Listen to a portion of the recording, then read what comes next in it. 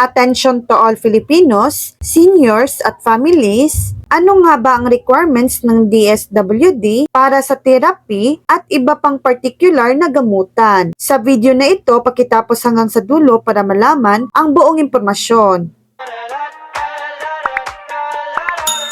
Una, maghanda lamang ng valid ID. Pangalawa, medical certificate o clinical abstract na may nakasaad na petsa kung kailan ito ibinigay, pati na ang kumpletong pangalan, numero ng lisensya at lagda ng doktor. Kinakailangang naibigay ito sa loob ng 3 buwan. Pangatlo, resita ng mga gamot na may nakasaad na petsa kung kailan ito ibinigay, pati na ang kumpletong pangalan, numero ng lisensya at lagda ng doktor. Kinakailangang naibigay ito sa loob ng 3 buwan. Pang-apat, laboratory request o doctor's order na may nakasaad na petsa kung kailan ito ibinigay, pati na ang kumpletong pangalan, numero ng lisensya at lagda ng doktor. Kinakailangang naibigay ito sa loob ng 3 buwan. Pang-5, psychiatrist or psychologist. Pang-anim, certification na mayroong petsa kung kailan ito ibinigay, kompletong pangalan, numero ng lisensya at lagda ng doktor. Pang-pito, official price quotation na petsa kung kailan ito ibinigay, pati na ang kompletong pangalan at perma na nagbigay ng quotation. So yan lang po ang latest update.